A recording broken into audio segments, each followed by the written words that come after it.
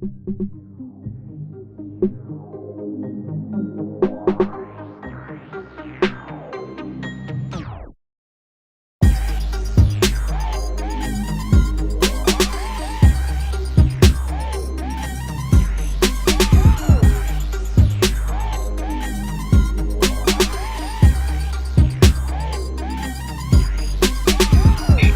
are now tuned in to the Cosmic Convos podcast, your number one source for accurate, relevant, and thought-provoking astrological conversations in the podcast nation. The place where stars and minds align.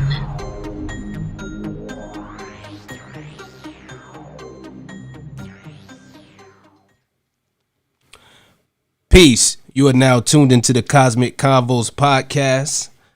I'm your humble host, Herut, and got my good brother here, Brother Ra. How's it going? How's it going?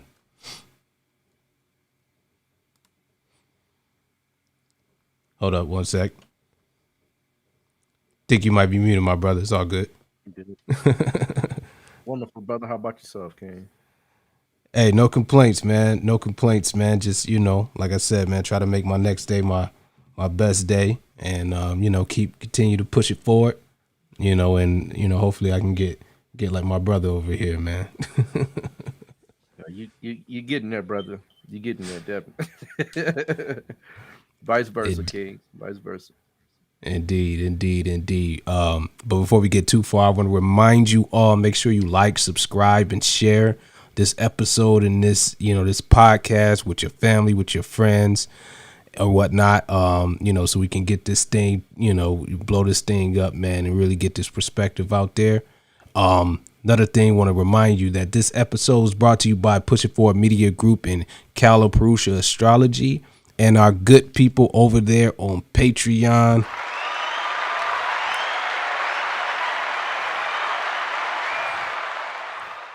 Big up to y'all. I know I owe y'all some things, man. It's been pretty busy, man, for us both or whatnot lately, man. But we're about to get things geared up, man. So I think you guys are gonna be pretty pleased with what we got in store for you moving forward or whatnot. You can make sure you follow us on Instagram. We're at Instagram at Cosmic Convo. That's COSMIC. CONVO, V like in Victor. Hit us up there. You got the link tree there. You can get to everything that we got going on from the Instagram there. You can also follow Push It Forward at Push It Forward, PUSHITFWD. Get us on the web at that same address, pushitforward.com, PUSHITFWD.com. There you can get your chart. You can get you can find all the different channels that we're all, that we're on as far as this podcast goes and other things as well. Brother Ra, how can the people get a hold of you? The same old same. You can hit me up via Kalaparusha at astrology@gmail.com, or you can hit me up via IG or Facebook via Shekhar Ra. Either one of those will definitely get at me. Indeed. So, here we are here at episode 22. That's episode, what is that? 72. 72 thus far, man. Big up to us, man.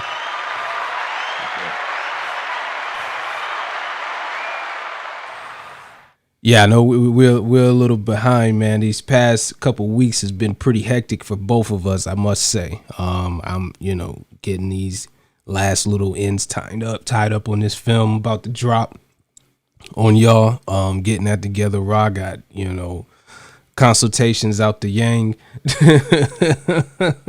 So, it's real, but we just gonna keep it pushing or whatnot, man, and try to stay as close to the schedule as possible, indeed, or whatnot. But yeah, man, I just want to thank you all for definitely sticking with us and continue to check us out and everything, and all the feedback and everything you give us, man. It's much appreciated. Before we get in today's episode, Ra, you wanna answer some questions, brother? Yeah, let's do it. All right, so got a question for again, for everybody, if you want to ask questions, you want to, make, suggestions and different things like that. The way that you do that is through our Patreon, right? So you get there, sign up, and then you can interact with us on there. So we had a question concerning a concept that a lot of people may not be familiar with. I know I've kind of seen it a little bit, but not too familiar with it. But we know what its implications are.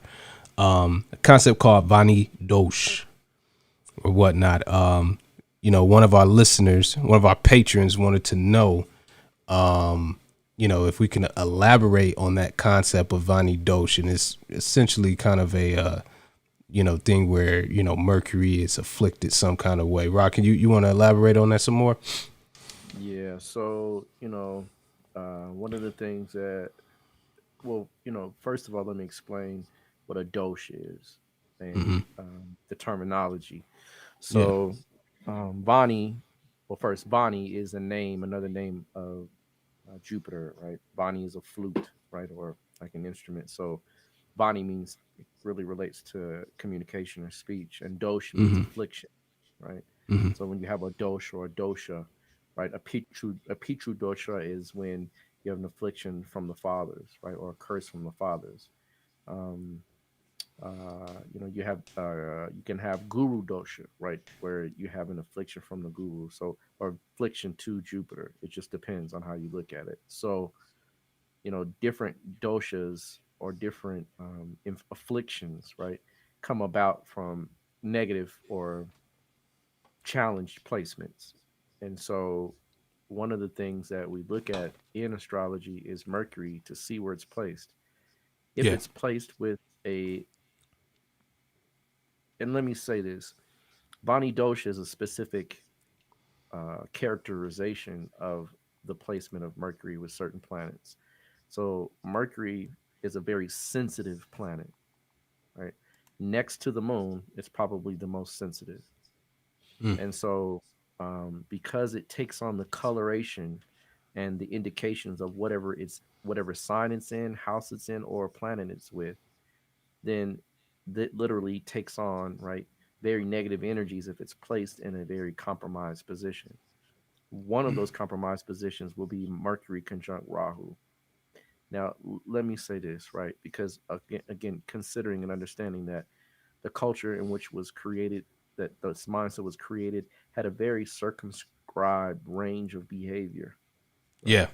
Yeah. So, you know, in this day and age, there's a lot of things that could come out of what we would consider a Vani dosh, meaning Rahu conjunct Mercury can indicate high science in an individual, right? It can create a keen understanding of electronics, devices, technology, right? So it's not all bad, right? But when it comes to the personal matters of a person's life, many times that what we call an affliction or dosha, when Rahu is with Mercury, the person's speech can be a little, right, or actually a lot toxic, right? It can create some toxicity in the communication piece. It can overinflate one of the things that Rahu does is he inflates, right? So they can inflate their words, or their words can they can swell their words, or in fact they can use their words to literally inflict damage, right? Because it becomes venomous, right? Rahu is that venom, right? The toxicity in the serpent's fangs, right? In the head of the dragon, or the head of the serpent. So that combination can create some toxic, right, byproducts within the expression of an individual. The other one that is not so much familiar maybe is Mars conjunct K2, and that literally talks about where the person just reacts in an instant. They don't take consideration of their actions. They like to instigate things. They push, um, you know, violent agendas, right? And they even have a harsh speech, right? They have a raspy voice, right? Yeah. So, right, and I've seen this. It's interesting when you sit, because you like, you look at, and it's like, yeah, that's it. I see where the raspiness is coming from. Yeah. Another affliction is with Saturn and Mercury. Well, Saturn and Mercury. Well, no, Sun and Mercury. Sun and Mercury. Now, Sun and Mercury is one that I would take with a grain of salt because Mercury is never more than 28 degrees away from the Sun anyway. So it's kind of rare for Mercury not to have some type of affliction from the Sun as far as combustion is concerned. But if it is extremely close, and if Mercury is extremely compromised in position and in the house and the sign placement, then many times this individual can literally have extremely harsh speech due to losing control over their emotions. When they get, in a when they feel slighted or disrespected, they usually come off with very angry or very condescending words. Right? Yeah. That's what the Sun and Mercury can do many times. But again, remember, you got to be careful because Mercury is really never far from the Sun ever. Yeah. Um, Another one is Saturn and Mercury, and Saturn and Mercury a lot of times literally can just cause the person not to be fluid or really be operative in speech, right? It's a curse, right? Meaning that they're not fluent in their. It can cause, in fact, sometimes it can cause stuttering, right? When Mercury is too close to the Saturn is too close to Mercury. So stammering, stuttering, confusion or incoherent speech, right? Where they Yeah. stop before they complete their idea because the restrictions are there. The slowness, the neurons stop firing at a certain point. That's what stuttering. One of the things that causes stuttering. So that's also considered a Vani dosh.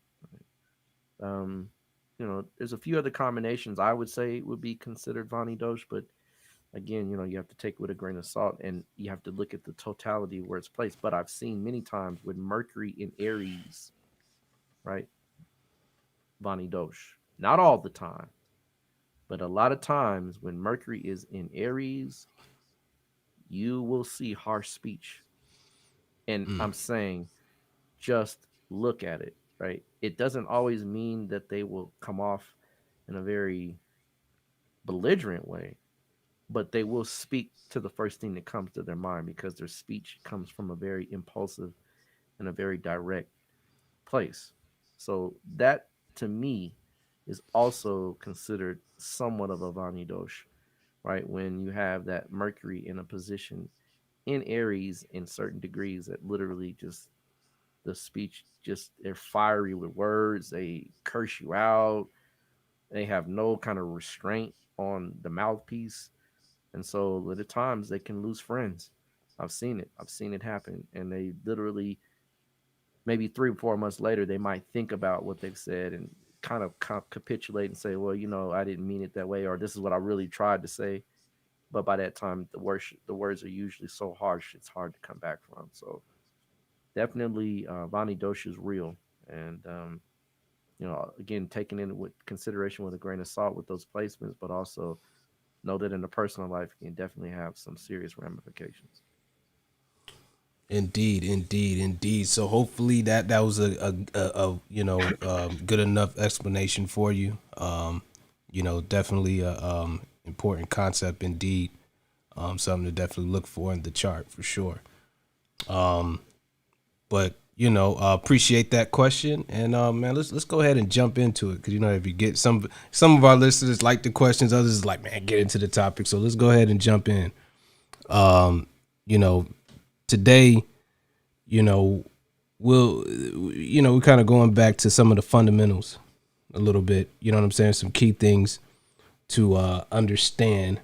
When you're studying astrology, looking at your chart, or even training to be an astrologer yourself or whatnot. And, there's just certain things that you need to know that really can help just the interpretation process. And one of those things is, significators or Karakas, right? We talked about them before in a different type of episode, but I think, today, we'll talk about it in a more fundamental way than we did before. I think we brought it up a little bit with we covered the Karakas system in an We episode. did, Yeah, yeah, yeah, yeah, we did. yeah. We did cover the Karakas system, which belongs to Vishnu, Mm-hmm. and so you know, there's three different type of Karakas systems in Jyotish. Uh, One we discussed, which is Chara Karakas, which belongs to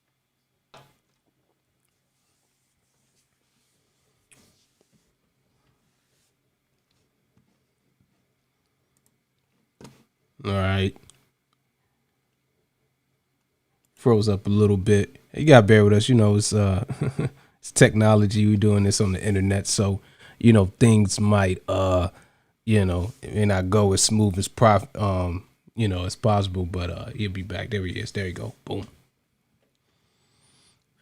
so Brahma, right, which Mm-hmm. is the creator aspect of the supreme being, right, from the Santana Dharma perspective, or what you would call Hinduism, right, the Mm-hmm. misnomer, improper term of Hinduism. The proper term is Santana Dharma, but in Santana Dharma, Brahma is the creative principle, right, and so it's aligned with what is called Nasargika Karakas, meaning natural Karakas, nine of which, right, all nine planets are represented. Mm-hmm. Uh, in the Chara, right, typically eight, and then and that belongs to Vishnu, which is the great sustainer of the universe in the Santanadharma principle teachings. And then you have Shiva, which is the Stirakaraka system, right? And those are seven of which. So you have nine, eight, and seven. The ones we're going to talk about today are the Nysargika, right? The natural indicators of what the planets mean or represent. It's not based on the degrees, right? It's based on just the fact that they represent certain things in life that we can look to gain insight and understanding through those particular planets. And so each planet represents, right, a class or a group of things. It's a very large, vast, right, list of things that it represents. But, and here's the thing, because time and man develops, there's still things that we're adding to the list, right? The Yeah. list is not a complete exhaustive list where we know all the things. As soon as something is created or manifested, it goes under one of those planets under a list. So, the Karaka indications are vast per each Yeah. planet. Like crypto. You know what I mean? Right. That didn't exist back then, or you So know. where do you classify it, right? You see what I Yeah. mean? And so, just a lot of things, that come about that just cell phones. Cars. Well, automobiles is classified under the fourth house, and the strange thing is, even though we didn't have cars, we had some type of transportation. Carriages, Carriages. exactly, Yeah, yeah, exactly, yeah, yeah. right, right. But the new things, microphone, right? I mean, you didn't have Yeah, a microphone, 200, 100 years ago, right? yeah. So, you know, these things, had to be classified, and as time Mm-hmm. develops, more things come out. We elongate the list, but for the most part, right, we can still classify almost everything that we know now under in existence under one of the nine natural planets. Yeah, And so, the way we do this is that we look at a planet and begin to use that planet as if it becomes the whole indicator. It becomes the indicator for that particular thing for that chart. So, for an example, right, let's say I want to look at your father in your chart, right? There's several ways I can, but under the Nysargika system, we look under the sun because the sun is an indicator, right, or a significator of fatherly or fathers or fatherly energy in your life. yeah. So I would make that planet, right, become number one and look at everything from that particular perspective through that particular planet from the father's point of view. Mm-hmm. The same thing goes with all the other planets. And we're going to talk about some of the examples and how you can use it to kind of gauge and read a chart. So every planet can be done in a manner in which you make that particular planet the primary planet that creates the actual chart, meaning you start from that planet and you read all the way around the chart, looking at the indicators for whatever that is signifying. For Yeah. example, right? So just going down the list, you have what is called living beings that you can see through these particular items, right? Father Right. obviously is a living being, Mm-hmm. right? They're called Jiva items, Jiva. Jiva means live or living. So So, no, I was saying sometimes it's spelled Jeev. it is JEE, VA. right? Sometimes, Yeah, VA. Yeah. sometimes they'll interchange the W for V's, right? It's Yeah. just, it, That's just if you're looking it up, that's also it as well.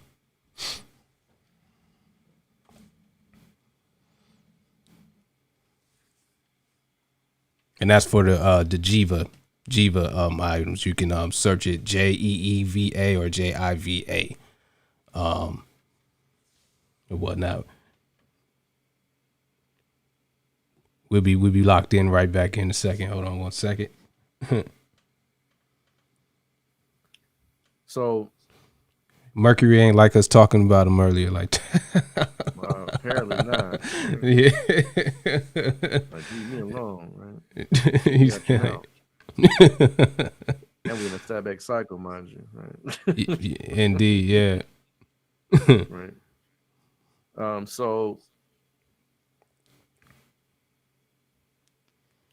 when you really begin to take this apart, right, and really isolate certain things, one of the things that we can do in this science is we can generalize and look at things from a holistic perspective, but we can also isolate things. Yeah. And so we can take each planet and put it in a position to where now we can see all of the kind of internal factors that are affecting that from the positioning of where what it looks like in your life. Mm-hmm. So if I want to see how your mother, right, is set up, looks at things in a relationship, some of the things that she's experienced, I look at things from the moon perspective. Now, yes, the moon is also an ascendant, but the Mm-hmm. way this you have to be able to kind of, split your mind to a degree where you isolate this and say, you know what, I'm not talking about the mind from his perspective. I'm talking about the way the mother intuits reality from her perspective. So Yeah. two things can equal one thing. Many things can be garnered from one planet or one principle, right? Yeah. So when we look at the moon, right, we look at, hey, how did the mother experience life? So we look at every house. If there's a planet from that particular position in the moon, we look at that particular position. So for example, the third from the moon, right? The mother Mm-hmm. many times will be expressive or like to communicate, and whatever planet is in there is how that person will communicate as far as the mother is concerned, right? Yeah. If we see planets in the fifth from the moon, many times that will indicate siblings for you because that Mm-hmm. is the mother's children as well, right? Many times, seventh from the moon will indicate your mother's husband or your father, strangely enough, right? Mm-hmm. 10th from the moon can indicate the career of the mother or how the mother facilitated herself in the world of profession or notoriety. So, you know what I mean? Again, all of these things can be seen from the initial planet or the initial person you're trying to look up or research. Yeah. Yeah. We need to chant down like a Mercury chant, something like that. So Mercury is in there messing with the internet today, freezing my brother up, man. But we still locked in. It's gonna ease up. When you look at each planet represents, right, a connection to a house. Yeah. So not only can we use the planet for example, to say, this we're going to isolate the sun and look at father, isolate moon, look at mom. Isolate Mars and look at Mm-hmm. siblings, right? Mm-hmm. Isolate Venus and look at wife. Isolate Jupiter and look at children. Isolate Saturn, look at servants, right? You can see all of these different people in your life, right? Just by using the planet that represents them and reading the chart from that perspective, as if you're reading it from their outlook. Yeah. Phenomenal, right? Phenomenal, right? It is a very deep way and simple, but deep Yeah. in getting right to what's going on with that person and their relationship with people in their lives, Yeah. or how the people in their lives are even dealing with things in general. Mm-hmm. So that's one of the ways. The other thing is that it's connected to houses. So, for example, the sun, right, is an indicator of the first house. Yeah. So, if we want to know about the first house things like health, we can look to the sun to gauge how the person's health will come across, because the sun is the planet of vitality, right? And if the sun is compromised, the vitality is compromised, then the first house many times will also have a issue or a stigma in connection to to the sun. Yeah. One of the ways we look at it, right? For example, the moon, right, is a karaka or an indicator for the fourth house. If we want to understand the education, right, we can look at fourth from the moon, or look at the moon's positioning as Mm-hmm. well to see if the person has a viable educational process, right? Because the moon is a key karaka of the fourth house Yeah. or education. So another way, Mercury, same thing. It's an indicator or karaka of the fourth house. So anything that's dealing with Mercury, and remember we just discussed Vani Dosh. So Mm-hmm. if Vani Dosh happens to have Saturn as a constituent, many times education is very difficult because they can't concentrate, right? Or it takes them too long to adjust to the learning curve, where they get left behind in school. Mm-hmm. So they may be specially need some special education or need some special attention, right? In order to keep them on task. So education can clearly be seen from the indicator of Mercury, right? So, each one of these can be done this way, right? Each planet represents a house. Jupiter represents the second house. So, if we want to look at wealth, right? We want to look at the second house. Jupiter doesn't have to be placed there or anything. We go right to Jupiter, see the condition, and we can gauge many times what the health of the resources are connected, as far as what's connected to the second house. So each planet can refer back to where its natural indications are in regarding to revealing secrets about that particular area of life. Yeah. Yeah. Right? Um, Another one. Well, let's go through the houses so we can see. Right, Mars is Mm-hmm. a karaka of the third house. Yeah.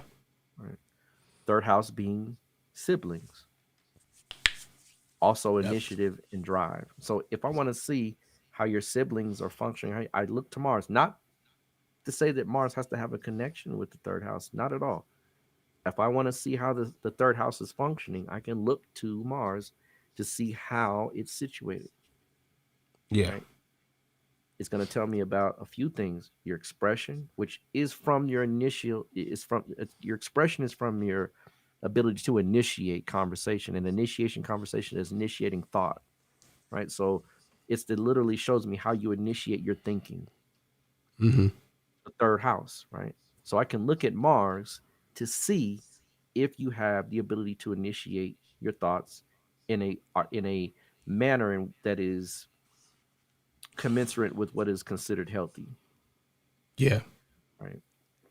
Fourth house, again, we want to look at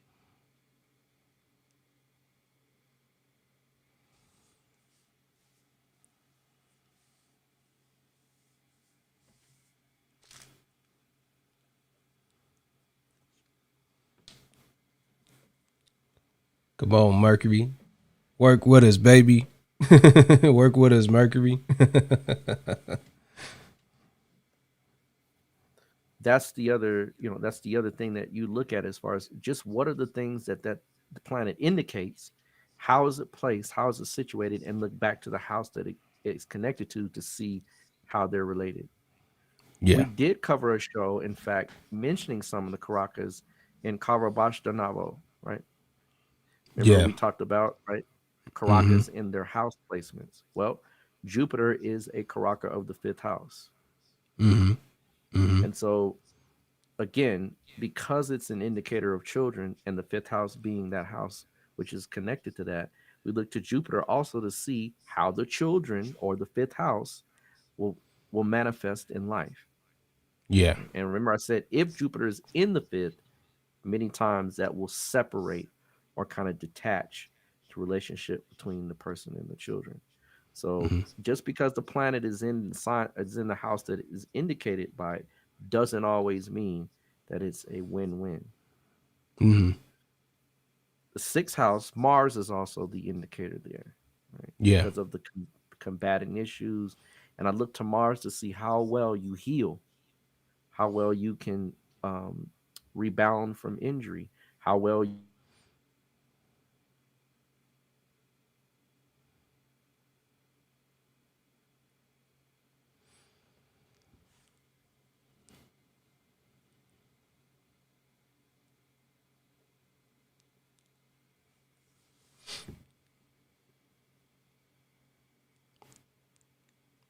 It's gonna free up in a second. So if You Venus you is might the want to go Karaka of the back a little seventh, bit. you You look to go back. Venus to see, right? You hear me? You might go back a little bit on the sixth because we Okay. froze up a little bit. Yeah.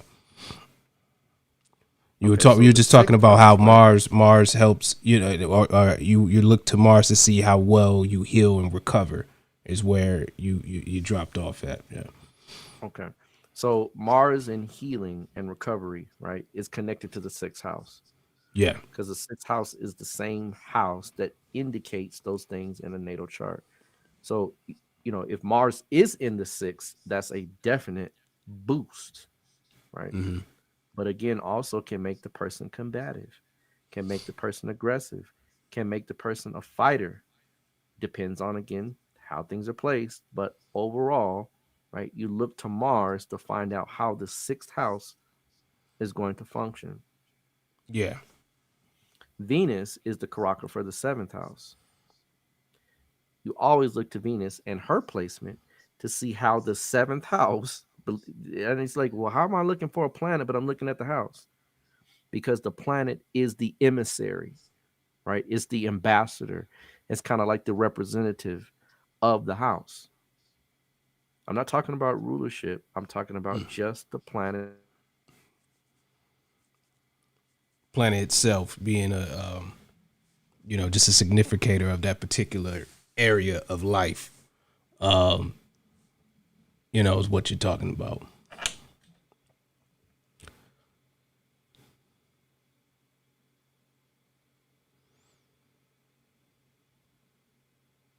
An example, right?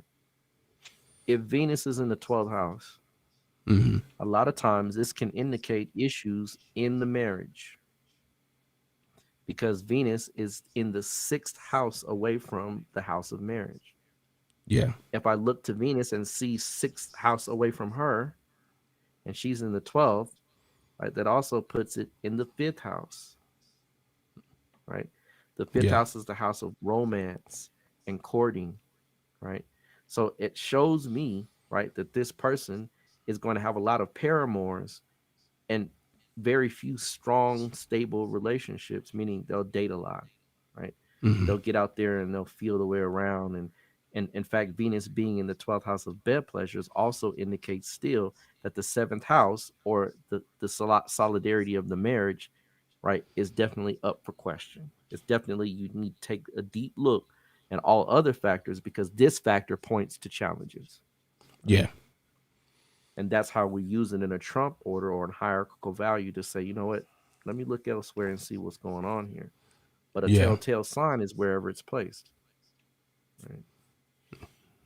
So, again, understanding how those things work. If, let's say, Rahu is conjunct Venus, not all the way, not all the time does it indicate infidelity, right?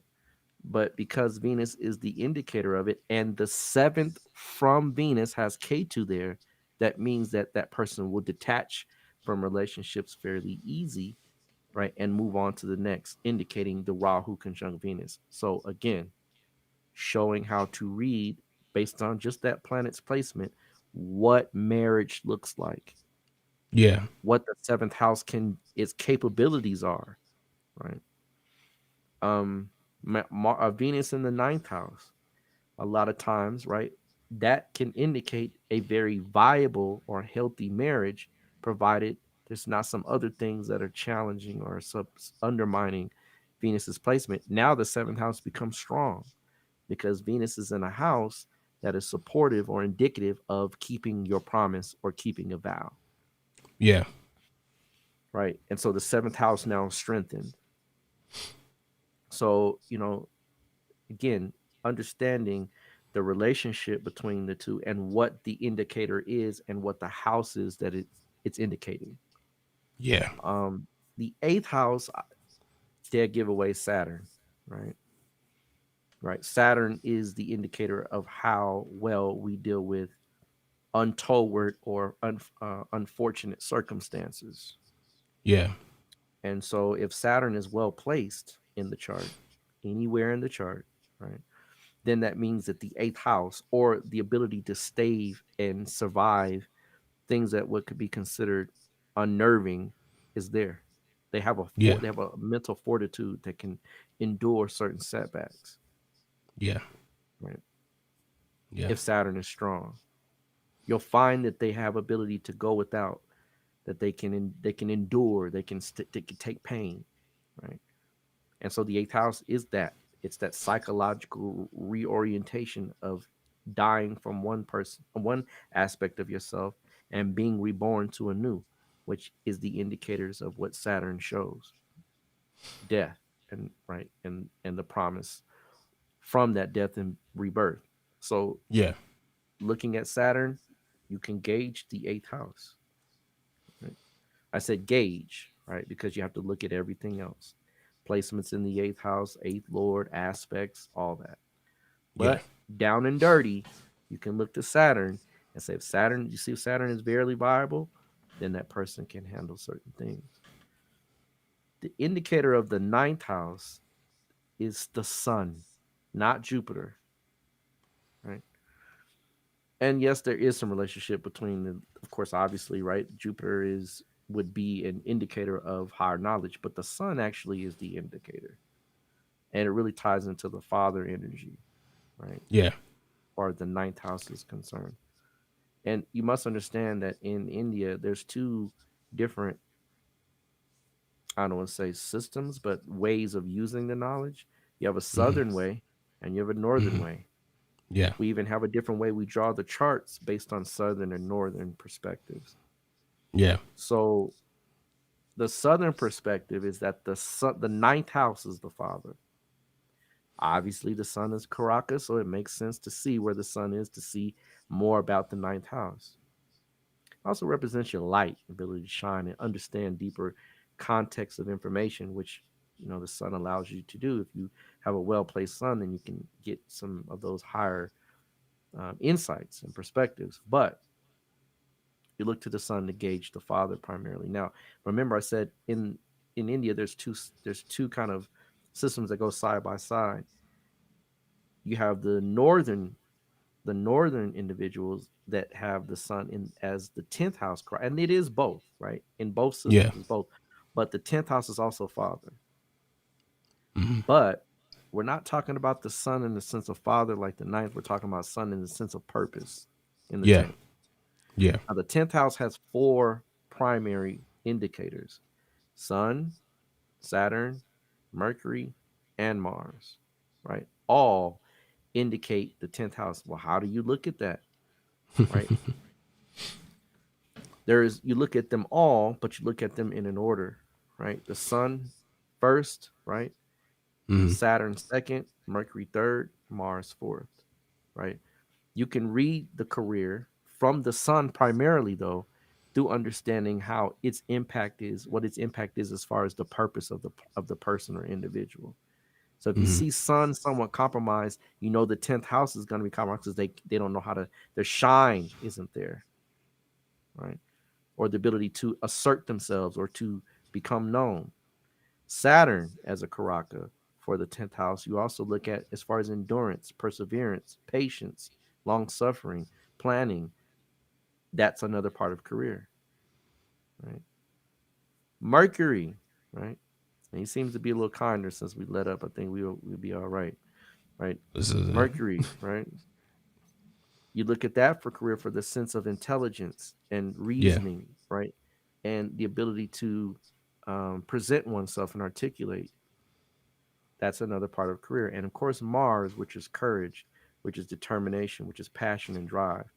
All of them, right, are indicators of what we should look for to understand and gauge how a person can manifest themselves in the world at large, the 10th yeah, house, yeah, right? So you use them in a concert, but if you had to narrow down one, right, you could pick the sun because the mm-hmm. sun is a dead giveaway and so is Saturn. Those are actually two indicators of career in a chart. Yeah, So again, showing that you can see certain things without necessarily reading like this planet in this house and this planet in that house. You can go around the chart and start reading it in that way without even looking towards it in that pattern or in that from that perspective. This yeah, science is vast. It's multiple ways you can look at it. The another so the Karaka of the 11th house is Jupiter for wealth, just like the second house, right? yeah, For wealth. And so looking at it from that perspective, you look at it, if I want to understand if a person can literally manifest, right, large amount of resources, meaning from multiple ventures, from networking, from integrating himself into a larger framework, then I can look to Jupiter to see if that's possible. So if Jupiter is in the 8th house many times, the person is has challenges with networking or integration, right, to yeah, get the big money, yeah, right? Jupiter in the 12th house as well. So again, but you have to look from Jupiter to find out in the totality of things how this is also placed because it can also be some supporting planets from that position to still help out. And there can be planets in the 11th as well that can offset it. So again, you just have to take and combine and know how to integrate the two. Um, the last house, right, is the 12th house, the house of expenditure, or we would maybe consider loss, right? yeah, Saturn is obviously the indicator for that, mm-hmm. right? And Saturn a lot of times will show how we handle, right, that process of losing, right, or that process of having to sacrifice some great thing that we would consider as valuable, Yeah, and looking to that to understand how the 12th house can impact an individual. Let's say Saturn is in the 6th, mm-hmm. which throws aspects to the 12th. So we look to Saturn as the first house and begin to look around and see if there's any indications that what show, right, that there's an impedance or some type of issue that would stop Saturn from allowing you to let things go. Yeah, So Saturn's debilitated. Saturn has aspect from Rahu or Mars, right? That can show many times that you are going to hold on or fight tooth and nail to keep things in play when you should be letting them go. Right? So, this is one of the ways we use the Karakas system, right? Or yeah, systems, because there's different systems. One tell all is the seventh from the moon. The seventh from the moon will show you a lot more sometimes than the seventh house will from the ascendant, because it's what a person projects onto their mate emotionally, right? And so seventh from the moon is a dead giveaway, right? Many times of how that person interacts with their mate, right? You see, I mean, sometimes when moon is in Pisces, a lot of times the person's mate can be real naggy, right? right? Right? They can be hypercritical, right? Mm-hmm. They can be overstimulated by details or by making sure things are right. And then that person then has that energy that they attract or shine that light on because of their own inner deficiencies from not knowing how to detail, dot your I's and cross your T's. So that's just another way. 7 from Venus is also a tell all about your mate, right? Right. So these are ways we use Karakas. The 3rd from Mars, tell all about your siblings, right? Mm-hmm. The 5th from Jupiter indicates many times of how your children will manifest or come out. You know, um, so there's just many ways to use the Karakas as far as looking into it. You can use the Karakas in different charts, meaning the higher harmonic charts, the Varga charts, the D9.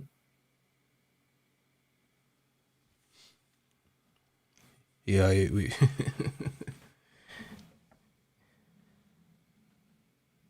we was doing good for a minute. He'll be back. We'll be back. We'll be back.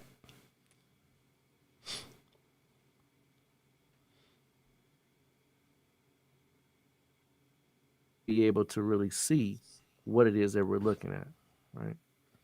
And so obviously, right, we like he's Mercury Sebek is he's tight he's tightening, right? I got you. Yeah. I got you, right? No doubt, Yeah. right? But that's just a real, quick,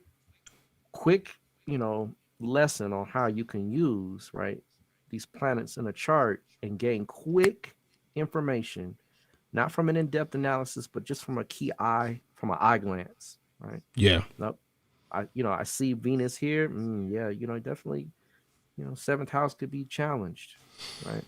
I see Saturn here. Yeah, you might have some issues with coworkers, right? Mm-hmm. Or people that are underneath you, right? May not like to listen to you. How'd you know that, man? And I just looked at Saturn and see how it's situated, right? Yeah. So, these are just down and dirty techniques. You see once you understand that they're all matter, right? One thing doesn't exclude another. Yeah. They all act as a concert in making the symphony of life.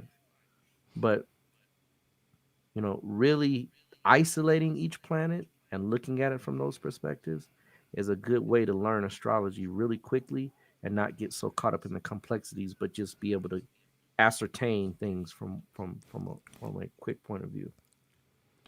Absolutely. Yeah, I'll say that just looking at it from that perspective was definitely a game changer for me. Just being able to comprehend, what I'm looking at, just is extremely helpful. Getting into the significators and different things like that. Indeed. So that's just, it doesn't take much to do it. Just noticing certain things, right? Just finding how the planet is positioned, and then just applying that, right, to gauging how that area of life, right, is going to be impacted. And Indeed. doesn't take much. Once you begin to see the pattern, you say, "Oh, where's 5th from Jupiter?" And you look and you see a planet there. Automatically, that's going to indicate a great deal about the children. Right? Mm-hmm. Just that simple. Right? Wherever Jupiter is placed, 5th from it. Right? Yeah. Yep. Indeed. Well, you gotta excuse us for our Mercury issues right now. We going through a cycle of full moon in Virgo coming up at some point. So it's over here, messing with the communication a little bit or whatnot. But we made it through. So shout out to you. Shout out to you, Mercury, for letting us finish. But as always, this episode was brought to you by Push It Forward Media Group, Calabrucia Astrology, and our good people over there on Patreon. Big up to y'all. This was episode 22. Rod, did you have anything you want to get to the people before we go ahead and close it out? Not a thing. Indeed, indeed, indeed. So we want to thank you all for tuning in. Be out, be on the lookout, for some things out on Patreon. Like I said, I owe y'all some stuff, so we gonna get that going. And we'll be back, with another great episode. All right. We're out. Peace. Peace.